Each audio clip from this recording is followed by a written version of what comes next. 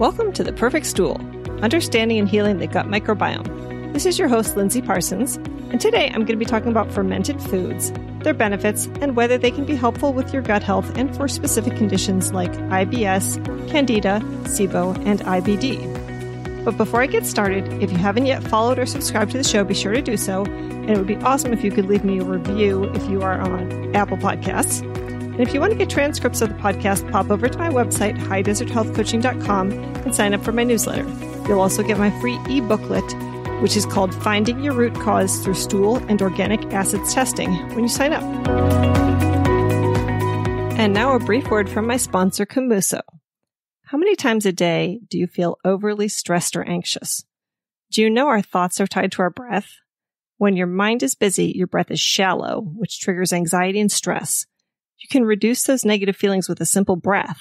That's why Kombucha created the Shift, a minimalist necklace that helps you relax by extending your exhales as you blow through it. Sometimes I have no physical sense that I'm under stress, but I know I am because my gut health improves dramatically within a few days of starting every vacation I take. So wouldn't it be great to be able to modulate your stress response quickly and easily? The Shift is a beautiful necklace that helps you breathe better. Let's create a calmer world by learning to breathe better and a healthier gut. Use my code HDH15OFF for 15% off of a Shift necklace. You'll find a link in the show notes or Google the Shift necklace by Kombucha. Now on to the show. Fermentation is an ancient tradition used to preserve food without refrigeration and to prevent spoilage, which uses microorganisms like bacteria and yeast to break down the nutrients into their most digestible form. Some examples of common fermented foods are yogurt, kefir, sauerkraut, kombucha, pickles, miso, tempeh, natto, kimchi, kvass, cured meats, sourdough bread, apple cider vinegar that contains the mother, which is that cloudy stuff at the bottom of the bottle, and unpasteurized cheeses. Goat's milk, sheep's milk, and soft cheeses made with A2 milk are especially rich in probiotic bacteria. Consuming fermented foods can help maintain healthy gut bacteria as they're filled with good microflora called probiotics, primarily lactobacilli, bifidobacteria, and one strain of streptococcus called Streptococcus thermophilus, which have been shown to improve digestion and absorption of nutrients and help with a whole host of health issues. Despite fermented foods' rise in popularity, many people still only consume probiotics in pill form. There's good evidence to suggest that eating fermented foods has its advantages over getting probiotics and nutrients through supplements. First, a huge diversity of species live in fermented foods that you may not find in a supplement. In addition, during the fermentation process, yeast and bacteria interact with the carbohydrates in the foods, releasing byproducts called bioactives or bioactive compounds. Bioactives are chemicals that have a biological effect on our bodies and include the beneficial bacteria themselves, as well as compounds like plant sterols, carotenoids, polyphenols, oligosaccharides, fatty acids, and amino acid derivatives. And because fermented foods ferment for longer and interact with the nutrients in the food as opposed to growing probiotics on one substrate in a factory setting as quickly as possible, there's a higher quantity of bioactives in fermented foods as compared to most probiotic supplements. Some examples of beneficial bioactive compounds that come from fermented foods are CLA or conjugated linoleic acid, an essential fatty acid otherwise found in meat and dairy from grass-fed animals that's created through fermentation from linoleic acid found in plants, genistein, an isoflavone that's phytoestrogenic and anti-cancer due to its anti-angiogenic properties, meaning it inhibits the formation of new blood vessels, which feed tumors, and gamma-aminobutyric acid, or GABA, which is a calming neurotransmitter. So bioactives have numerous health benefits, like reducing cholesterol and helping with immune response. Another benefit of probiotic foods is that they're already partially broken down into nutrients that are easier for your body to assimilate. One concrete example of that is how the probiotic bacteria in yogurt and kefir break down lactose, which many people struggle to digest, including myself, during the fermentation process. That's why people who are lactose intolerant can still sometimes tolerate yogurt and kefir. In addition, even if the microbes in probiotic foods don't survive your stomach acid, they can still release enzymes as they die, which will help you digest your food better, leading to increased nutrient absorption. They can also break down anti-nutrients like phytic acid, which is found in grains, legumes, and seeds, and bind up minerals such as iron. And then after fermentation, those minerals become more absorbable. So for example, 8 hours of sourdough bread fermentation almost completely breaks down phytic acid in wheat and rye breads. So even though live bacteria are killed during the cooking, the nutrients in the fermented sourdough bread are still more available because of the fermentation process. To make sure you're getting the maximum benefits from live fermented foods, be sure to choose non-pasteurized or raw fermented foods or foods marked lacto-fermented. So, for example, the bags of sauerkraut you find in the supermarket are not raw and will have been cooked, killing the bacteria, which doesn't mean they're devoid of benefit because they'll still have those bioactives, but they won't have the live bacteria. You'll find the much more expensive raw fermented sauerkraut in the refrigerated section of health food stores. And of course, you need to eat it cold to keep from killing the beneficial bacteria. Same with the typical pickles found in grocery stores versus the more expensive fermented pickles found in the refrigerated section. Which of course leads to the question of whether these bacteria actually survive the stomach acid and are delivered to the colon, where most of the fermentation in your own gut takes place. It turns out that lactobacilli and bifidobacteria, the strains that are most common in fermented foods, are especially resistant to stomach acid and have special strategies to ensure their survival, in particular when they're traveling on food. Which doesn't mean they're all going to arrive intact, but some portion of them will. In terms of quantities of probiotics in fermented foods, a typical serving of yogurt or kefir or fermented beverages like kombucha will have around 10 to 40 billion CFUs or colony-forming units, which is comparable to many commercial probiotics. Although when I recommend lactobifidobacterial to clients, I often shoot for 100 billion CFU per day. And one of the most studied probiotics, VSL number 3, which is now sold under the name VisBiome, is 450 billion CFU per packet. There's a wide range of CFU for other probiotic foods, so I'll link to an article in the show notes that gives you the range of possibilities. But for packaged foods, they should list the CFUs on the containers. So you may be wondering whether you should eat fermented foods if you have SIBO or small intestine bacterial overgrowth, dysbiosis, or IBS. So I've heard, and I personally felt like I've experienced bloating and issues from eating fermented foods and probiotics while dealing with bloating from SIBO. That being said, there is one small study supporting probiotics as a treatment for SIBO in which probiotics outperform standard antibiotics. And by that, I don't mean the $2,000 antibiotic rifaximin or Xifaxan, which is often prescribed for SIBO. I mean the other antibiotics that are cheap. They believe that this probably was because the probiotic bacteria outcompetes the overgrown bacteria that's pathogenic, but those bacteria in the probiotics are generally transient and pass through your digestive system rather than colonize it. So I'll link to that study and all the others that I'm going to mention in the show notes. And also we'll put them in the transcript, which will come out in a week on my blog. Another small study showed improvement in diarrhea from bacterial overgrowth with treatment using 2 strains of lactobacilli, but it did show that ongoing treatment with them was necessary to maintain the improvements. This is much more practical when you're considering eating fermented foods versus taking probiotics in the long term. Other reasons that fermented foods may be beneficial in SIBO are due to their anti-inflammatory and immunomodulatory effects, which may help your immune system clear the SIBO, as well as helping to promote a healthy mucus lining in your intestines.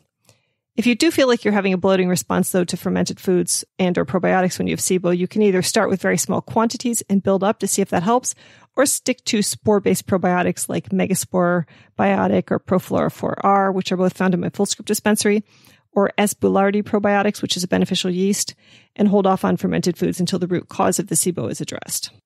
Another potential benefit of fermented foods is with candidiasis, which is an overgrowth of the yeast candida, a normal resident in our bodies and our digestive tracts. But when overgrown, which can take place in the mouth, it's called thrush, the digestive tract, the vagina, that's called a yeast infection, and it can also be systemic, especially in people with weakened immune systems. A 2016 review of the research on the benefits of probiotics for candidiasis cited studies which found antifungal effects for lactobacilli and Saccharomyces boulardii in vitro, meaning in petri dishes, and for lactobacilli in vivo, meaning in human studies. In vitro, S. boulardii, whose official name is actually Saccharomyces cerevisiae subspecies boulardii, was particularly good at stopping Candida albicans from forming filaments called hyphae, which make it particularly pathogenic, while lactobacilli were good at inhibiting its growth. Supplementing with selenium also enhanced the antifungal effects of the lactobacilli. In vivo, various strains of lactobacilli were helpful in reducing candida in the oral cavity, urogenital tract, and GI tract by inhibiting biofilm growth by reducing hyphal development.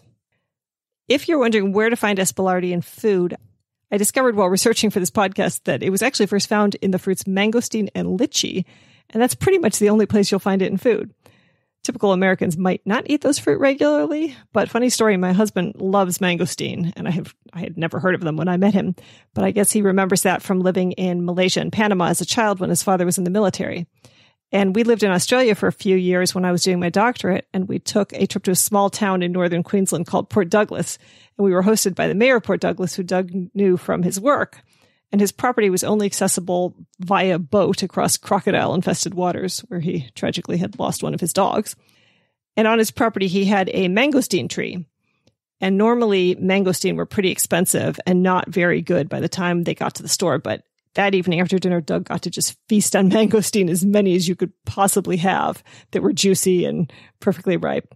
But anyway, if you don't eat mangosteen and lychee much, then you'll have to look at supplements for espelardi. Those studies do point to the likely usefulness of probiotic foods in preventing candidiasis, which many women likely already knew, as we're often told to eat yogurt to prevent yeast infections, even by our traditional doctors.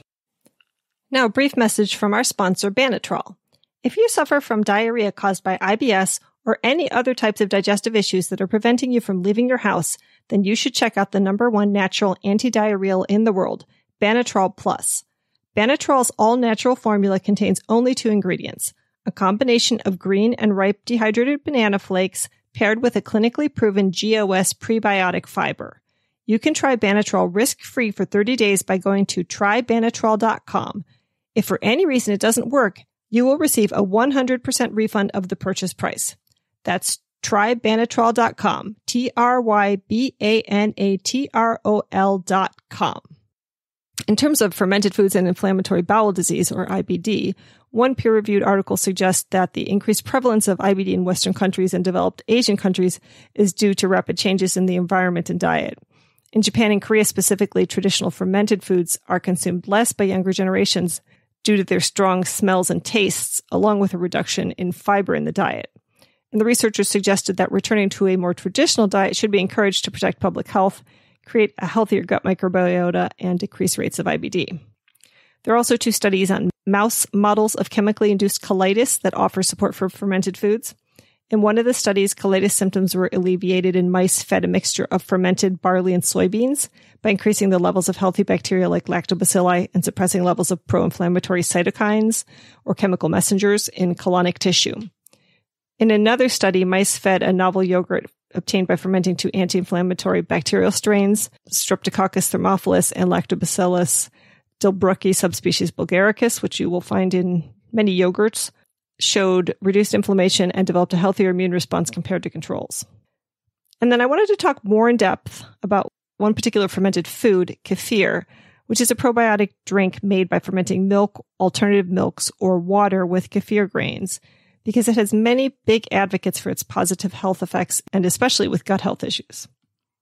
Kefir contains more than 50 species of probiotic bacteria and yeasts and has been found to boost immune function, fight against harmful microbes, help with digestive issues, and much more. In addition, during the fermentation process, the bacteria from kefir grains produce the B vitamins B1, B2, B6, B12, folate, and biotin, some of which I find are commonly deficient in my clients. In terms of the evidence supporting kefir for gut health issues, in one study, 4 groups of mice received different doses of kefir over a 4-week period, while the control group received a placebo. And results demonstrated a significant correlation between the amount of kefir administered and improvement in the ratio of Firmicutes to Bacteroidetes in the gut microbiome, which is considered a marker of microbiome health, improved athletic performance, and decreased fatigue. Other studies have identified additional benefits like building bone strength, decreasing proliferation of estrogen-dependent breast cancer cells, decreasing inflammation and allergies in a mouse model of asthma, fighting foodborne pathogens, and supporting skin health. Kefir may also be helpful with gastrointestinal symptoms, according to a randomized study of 15 healthy adults with lactose maldigestion, in which participants consumed milk, plain and flavored kefir, along with plain and flavored yogurt. The yogurt and kefir were shown to have a more positive effect on patients' GI symptoms than milk. Another small study on 10 people with chronic constipation matched with healthy controls showed significant improvement in stool frequency and consistency, although another study found no significant improvement in antibiotic-associated diarrhea among 125 children after giving them kefir. But most importantly, in a 2019 study on inflammatory bowel disease, with 10 Crohn's disease and 15 ulcerative colitis patients matched with 20 controls, where they received 400 milliliters a day of kefir over a 4-week period, they found significant improvements in scores on stool frequency, consistency, and abdominal pain. And so the researchers found that consuming kefir significantly improved the patient's symptoms and helped modulate their gut microbiota. But do keep in mind that not all kefir products are created equal. Kefir is made from the symbiotic relationship between bacteria and yeast found in kefir grains. And just as pasteurizing and mass-producing supplements can reduce the diversity of nutrients available, mass-producing kefir can lead to a less effective product, resulting from a lack of microbial diversity in the kefir grains. In addition, the type of milk, the time, the temperature, and different methods of production all contribute to kefir's effectiveness. So if you decide to make your own kefir, be sure to invest in quality grains and get good instructions. And those grains can actually originate from different countries, which lead to different strains. So if you'd like to know more about the ones used in the studies mentioned, you can find those links in the show notes. But in summary, I just wanted to say that I'm really glad I undertook this podcast topic, as I personally haven't put a lot of emphasis on fermented foods lately, other than making my own sauerkraut since I stopped eating dairy and making my own yogurt. But I feel like it would probably be worth my time to figure out how to make kefir with a non-dairy milk or incorporate some good quality organic kefir into my diet. So I'd encourage those of you with gut health issues to start ramping up your consumption of fermented foods. And if you have gut health issues that haven't been responsive to fermented foods, diet changes, traditional medicine, etc., my specialty is helping people solve their gut health problems through lab tests that you can order yourself online. And then I educate you on what the results mean and the protocols used by doctors to fix the problems revealed. So if that interests you, you're welcome to set up a free 30-minute breakthrough session with me. We'll talk about what you've been going through, and I'll tell you about my 5-appointment gut health coaching program. Or if you're ready to jump in right away or can just afford one appointment at a time, you can set up an initial consultation with me. Both are linked in the show notes, or you can check out my website, highdeserthealthcoaching.com, to read more about me and my work. So that's all for today. Hope you all start fermenting foods, and here's wishing you all the perfect stool.